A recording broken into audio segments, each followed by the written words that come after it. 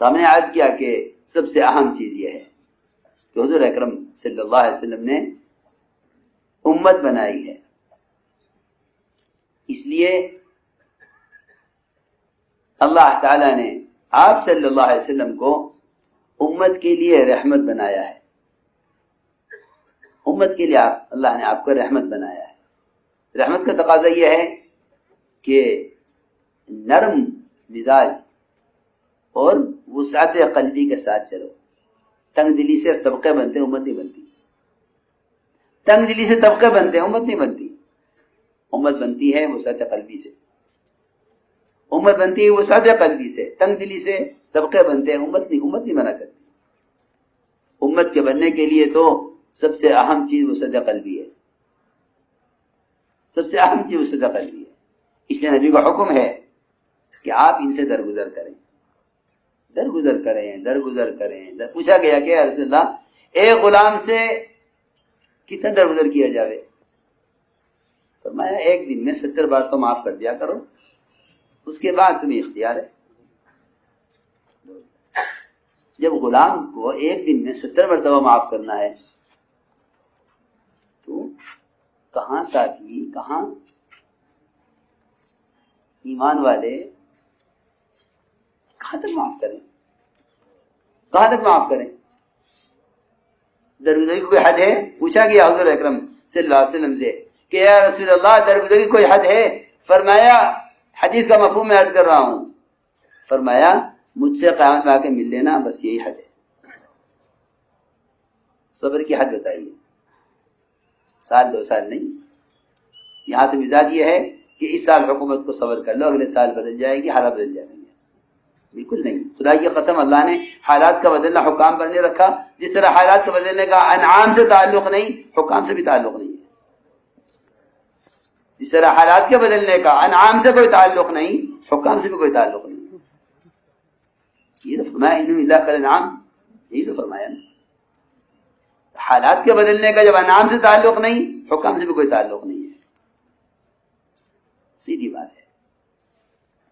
اس لیے سب سے اہم چیز یہ ہے کہ دلوں کے اندر نرمی اور شفقت پیدا کرو۔ کام کے اصول شدت سے قائم نہیں کیے جاتے، اصول کی تعلیم دی جاتی ہے، اور تعلیم کا تعلق شفقت سے ہے، مشقت سے نہیں ہے۔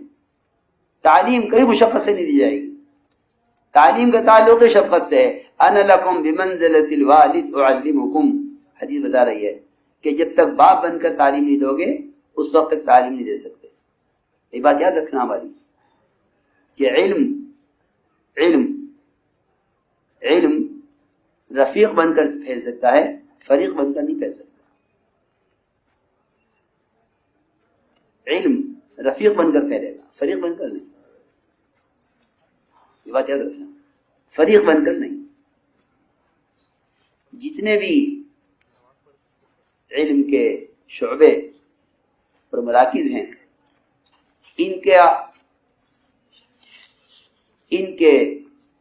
ان کی افادیت کی عمومیت رفیق بن کر چلنے میں ہے، ان کی افادیت کی عمومیت شفیق بن کر چلنے میں ہے۔ میں بہت ضروری بات کر رہا ہوں، علم کبھی فریق نہ بنے۔ علم اگر فریق بن گیا تو امت کو جہالت میں ڈال دے گا۔ میں بہت ضروری بات کر رہا ہوں، میری بات مجھے یقین ہے سب سمجھ میں نہیں آ رہی ہوگی، لیکن جو سمجھ رہے ہیں وہ اللہ کا شکر ہے سمجھ رہے ہیں، واقعی کہہ رہا ہوں، میں بہت ضروری بات کر رہا ہوں۔ فریق نہ بنو، فریق نہ بنو، فریق نہ بنو۔ امت کو چاہیے اپنی صلاحیتوں کو تسلیم اغیار پر صرف کرے، نہ کہ اپنی قوت کو، اپنی طاقت کو تسلیم اغیار پر خرچ کرے، نہ کہ تکفیر اخیار پر۔ امت کو چاہیے اپنی صلاحیت کو تسلیم اغیار پر صرف کرے، نہ کہ تکفیر اخیار پر۔ یہ کبھی مزاج نہیں رہا، یہ کبھی مزاج نہیں رہا کہ ایک دوسرے کی تردید کر کے حق کو قائم کیا جائے۔ مزاج یہ رہا ہے کہ ایک دوسرے کے عمل قول و فعل کی تعویل کر کے حق کو قائم کیا جائے. بہت ضروری بات ہے، بہت ضروری بات ہے. اس وقت قوت جو لگ رہی ہے وہ قوت تکفیر مسلم پر لگ رہی ہے، تسلیم اغیار پر نہیں لگ رہی ہے. یہ بہت ضروری بات ہے. ہمارے ہمیشہ بڑوں سے بڑوں کا یہاں تک نبوت تک کا مزاج یہ رہا ہے کہ غلط کرنے والے کے ساتھ معاملہ پہلے شفقت کا کرو. اگر وہ نہیں مانتا ہے تو اس کو اس کے حال پر چھوڑ دو، اس کے حال پر چھوڑ دو. کیونکہ اللہ رب العزت جس طرح اپنے قرآن کا محافظ ہے، وہ قرآن کے اندر نازل کیے جانے والے احکام کا بھی محافظ ہے. اِنَّا نَحْنُ نَزَّلْنَا الذِّكْرَ وَإِنَّا لَهُ لَحَافِظُونَ.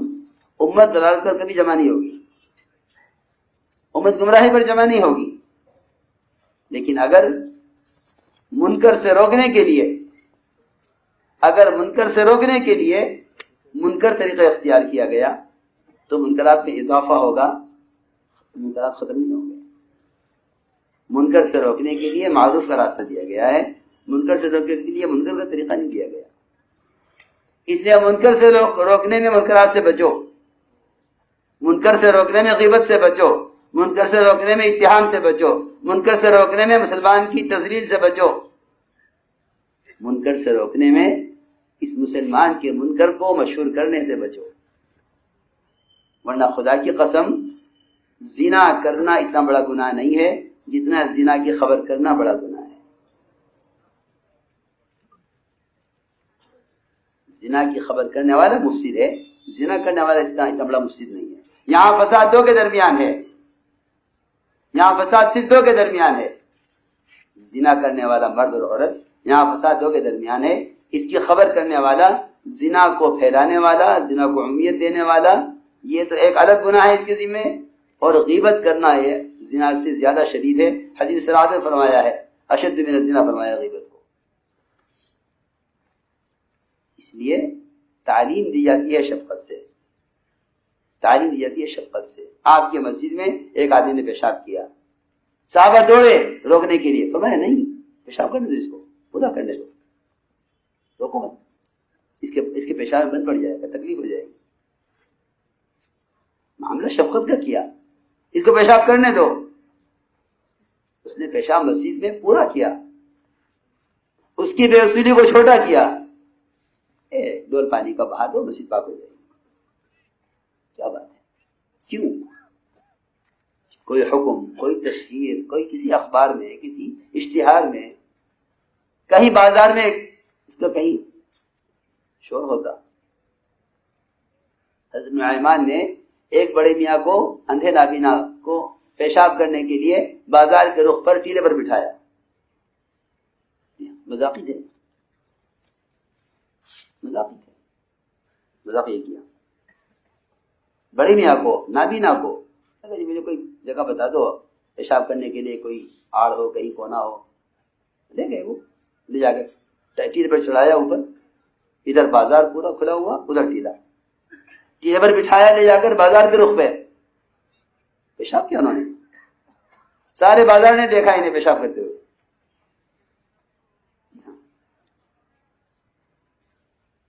سارے بازار نے دیکھا اور گئے. لوگوں نے کہا بڑے میاں کیا کر رہے، کیا بات ہے؟ پیشاب کر رہا. کہ تم بازار کے رخ پر بیٹھے ہوئے ہو، سارا بازار تمہیں دیکھ رہا کہ مجھے نعمان نے یہاں بٹھایا ہے. لوگوں نے کہا ہم نعمان کو ماریں گے، اس نے آپ کے ساتھ یہ زیادتی کی ہے. آیا نہیں، بدری کو اللہ معاف کر چکے ہیں، تم مواخذہ کرنے والے کون ہوتے ہو؟ بدری صحابی ہیں، اللہ معاف کر چکے ہیں، تم کون انتقام لینے والے؟ سوچنے کی بات ہے. ہماری طبیعتوں میں تباغض، نفرتیں، دوریاں اتنی ہو گئی ہیں کہ ہمیں اس نفرت اور دوری کی وجہ سے اصلاح کے اصول اور طریقے بھی معلوم نہیں کہ کیا.